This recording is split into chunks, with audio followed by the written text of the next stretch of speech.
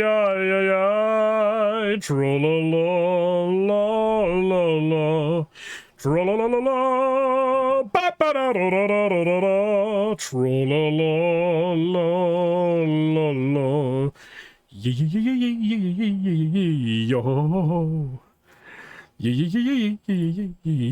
Yo. Okay, I'll stop. I'll stop. I am not a singer. I'm a big asshole is really what I am. I should just accept who I am.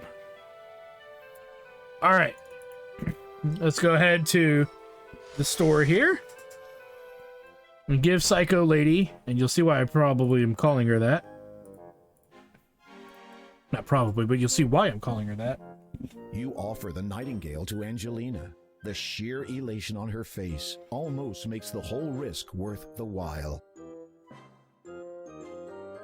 She snatches it from you and proceeds to fuss over the bird. You wait for a moment, but it seems she no longer notices you. The shopkeeper looks up at you vaguely. She gradually remembers that there is another being in her world. Yes? Oh, yes, take it. You'll have no beginning of use with it. Don't you mean no end of use? Of course. Whatever you say, dear. You hear Angelina muttering cheerfully to herself as she exits. Finally, I have the final ingredient for that marvelous youth potion. I'm going to beat you to the punch, my dear Agatha. Serves you right for hoarding this sweet, juicy thing to yourself. You feel a nauseous tinge in your stomach. Well, at least the lamp is now yours. And that is how Popeyes was born. Let's go ahead and grab the lamp. Take the old lamp. Yeah. And before we do anything, you know what? Let's just go ahead and do our little observations The here. oil lamp is fashioned of brass and has been tarnished. There's a spout at one end and a round handle at the other.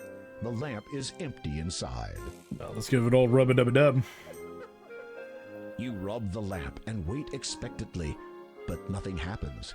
You're about to give it another try when a small puff of smoke appears at the end of the spout. It clears, revealing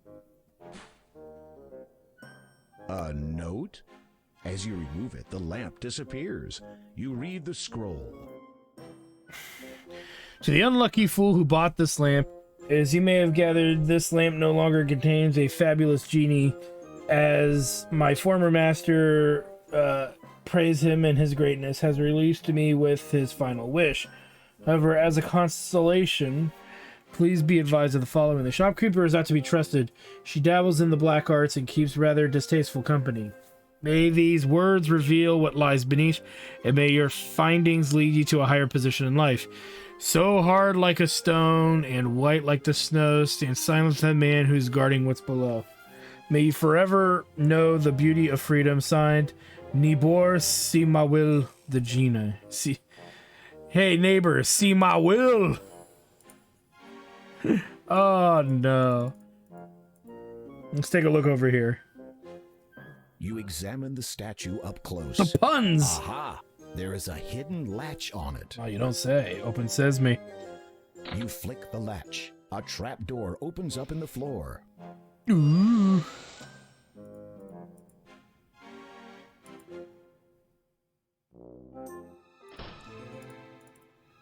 The door closed behind us. You read the letter sitting on the desk. Angelina, once again, I put to you an invitation to join our illustrious community. Unsurprisingly, you have heard of its reputation through other channels. I personally encourage you to give it serious thought. We are not only interested in new membership from the mages of this world, this invitation goes out to all who believe that when the appointed time comes, only the faithful will be rewarded. The rest of those poor, unenlightened fools will perish. All that is asked in return is complete allegiance to the Father. He has guided us from the beginning, and his power is far older than most. I know you are hesitant due to concerns regarding the dress code. Let me assure you that black would look simply charming on you, dear. My gratitude goes out to you for your flattering assertion that I would make a fine ruler of Colima. What a shame that the former ruler has lost all interest in his homeland. I cannot blame him, however. The change struck him quite hard. To answer your earlier question, yes, I have acquired a nightingale. They are most uncommon in this region, and yes, I am quite sure that it is the final ingredient required to complete my youth potion. As much as I would like to share it with you, I'm afraid that a single nightingale will provide only enough solution for one person. In any event, I shall of course pay you a visit the moment the youth potion takes effect. M-R-H. So this is clearly half from Hagatha, I'm assuming. Alright, let's go over here. As you pick up the carpet, you notice a small label which reads, Property of Al Din. There might be a faded letter or two in there, but you cannot be sure. Above you, from the back room, you discern Angelina's voice. I did it! I did it! The youth potion is finally finished. All I need to do now is drink it. Look. Angelina, show yourself, you scurvy wench. Agatha? My dear! What an unexpected surprise. Don't you play the fool with me. I know you stole it. Stole? Really, I do not know. Silence. For your lies and deceit, there can be only one consequence. No, please. I can explain. I said silence. Oh, and one more thing. Witches are bitches. Your invitation to join us is revoked. What is this? Ah, the youth potion at last. Oh no. Drat! Now what was that spell for removing floorboards? Curses. I shall have to go back and look it up. It's Erectus Woodus Maximus. But we're in control. Let's go grab whatever it was that was dropped there. You fish around in the pile of down and successfully retrieve the youth potion. Yay! And let's take a look The here. magic carpet is a beautifully woven Persian rug with a colorful fringe on the ends. You think that this vial contains the potion of youth. Or really, it could just be acid. Either way, let's get moving. Cautiously, you open the trapdoor ever so slightly and peer into the room above. Hagatha is nowhere to be seen. You make your exit from the basement.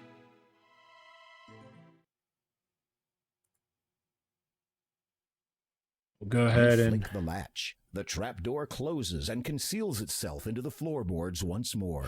that way we can move along. So cool beans.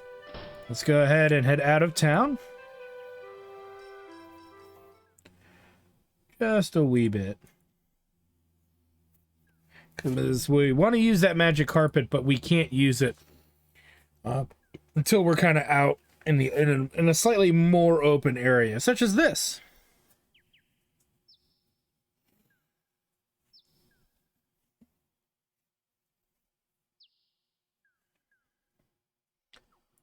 Let's head out here. Boop, boop, boop. All right, behind. You unroll the magic carpet, lay it on the ground, and sit on it. The carpet begins to rise skyward. Holy crap, Arabian night, like Arabian As you day. ascend higher, you realize that the carpet is beyond your control. It glides through the air on a seemingly predetermined course. I'll show that lady my dong, shining, shimmering, splendid. Tell me, princess, now when did you last see a schlong this size? It might poke out your eye from across the room, over, sideways, and under. It'll spread your thighs tonight. King Graham's royal dong, a schlong so long you've never seen a thing so magnificent, or where it's been. This crazy looking thick old dang-a-ling. All right, enough of that. I don't know. How many times am I going to get to make that joke and not play an Aladdin game? Which I've streamed I've streamed 2 Aladdin games, and even when I streamed them, I didn't make that joke. That was a long time ago. That was like back in 2011. You dangle the shimmering opal in front of the snake. It soon falls hypnotized in typical snake fashion. Somebody I need a zoologist to confirm that that's a thing. Or what is it, a herpetologist?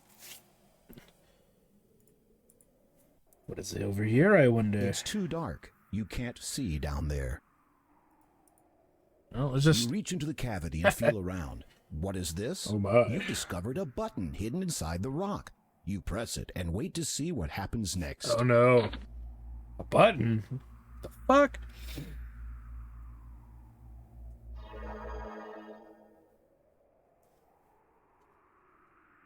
In Hi an there. instant, a man stands beside you. He appears to be somewhat of an adventurer, much like yourself. Greetings. I am King Graham of Daventry. The newcomer nods in greeting. Without a word, he respectfully appraises you. You notice about him the manner of one who has only recently learnt the meaning of heroism. From where do you hail, good sir? The man opens his mouth to answer, but then pauses to consider that question. Evidently deciding that irrelevant exposition would serve neither party, he casually gestures to the hole in the rock behind you. Might I inquire something of your identity? After a brief search of his own person, the man pulls out a scroll card and hands it to you.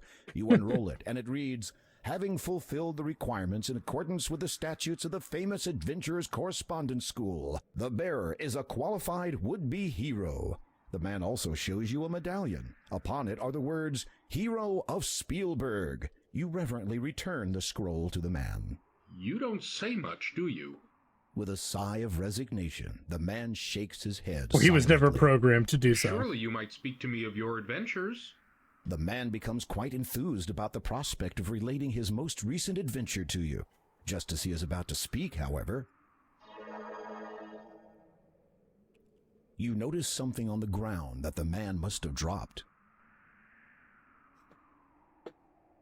You retrieve the paper. It appears to be a scroll. Upon it is some writing. Disclaimer: you have just witnessed a rather shameless plug for the remake of Quest for Glory 2 Trial by Fire by the entities of AGD Interactive. Available now. As you read the writing, the words are ingrained in your mind. The scroll disappears. Because, you know, they're going to do that. Well, all right, before we move on too much further, let's go ahead and make another save. And let's go in the cave.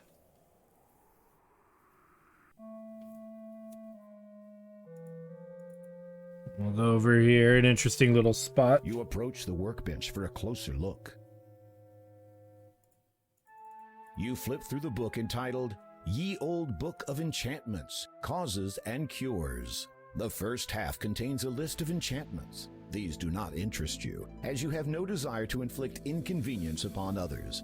However, the Cures section does capture your curiosity. While browsing, you spy a promising paragraph. The old book of enchantments, curses, and cures. While casting enchantments upon others may provide you with many daily hours of fun, do not ignore the danger that a miscast spell may have upon your own person. For this reason, you should prepare a simple item which you can protect yourself against the effects of enchantment, as well as providing a means for reversing said spell, should it be deemed necessary. Only the power of the emerald can properly dispel an enchantment, and thus the steps to create one are as follows. Firstly, heat a blue mineral and yellow vegetable. A plant is an acceptable alternative together until they coagulate into a greenish liquid. Stir the mixture with a white feather. Drop into this a perfectly clear crystal and recite, "Heed now these words, crystal perfect, green is thy hue, restore, correct, guard well my form, preserve, protect." You will now have the means to safeguard yourself should your enchantments ever get out of hand. To restore that which is under the effect of an enchantment, simply allow a strong light to pass through your emerald at the subject. Then behold the restoration. Okay, so let's think about this for a minute. Let's go ahead and we know This is the sword a of the clear first crystal king of is David. embedded within the hilt. With that said, It's a see, sharp. there is a way we can get it out. You managed to dislodge the crystal that had been set within the hilt of the sword almost a millennium ago. You feel a tinge of guilt and wonder what all the past monarchs of Daventry would say if they saw you damaging ancient crown They property. could blow it out their ass. All right, so something with a blue stone. The diamond and sapphire earrings are very Sapphire. delicate. You handle the ear. Let's go ahead and You toss the earrings put that into in the there. beaker. And a yellow vegetable or plant. You toss the sickly yellow flower into the beaker. And we will take our sword to light the You flint strike here. the blade of your sword against the flint stone. It sparks, and the wick catches alight. You watch, fascinated, as the two unlikely objects melt under the heat of the magical flame. That's pretty crazy. We've got us a feather to stir this bad boy Stir with. the mixture carefully with the white feather. It soon dissolves in the hot liquid.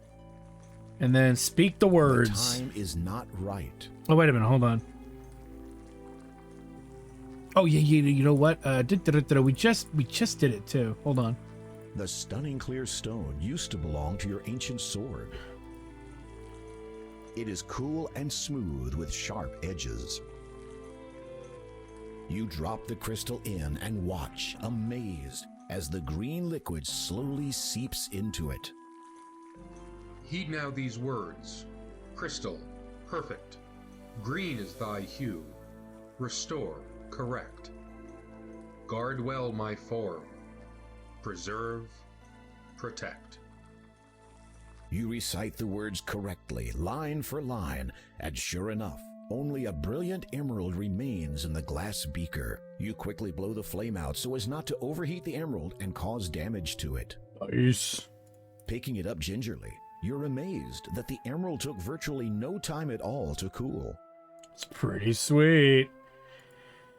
All right, so we've done some pretty cool stuff. Let's skedaddle from here. And then we've got a little bit more to do. We haven't quite gotten the second stone yet, but we're not far from it. At least one makes me think. So, with that said, I want to thank you guys for stopping by. Like, comment, subscribe, all that good stuff. Check out my Twitch channel, twitch.tv/Studios for more live gaming action, because when we come back, we end up, in a sense, we end up dealing with things beyond our own imagination as we attempt to get the next stone. Thanks for stopping by, guys. We'll see you guys next time.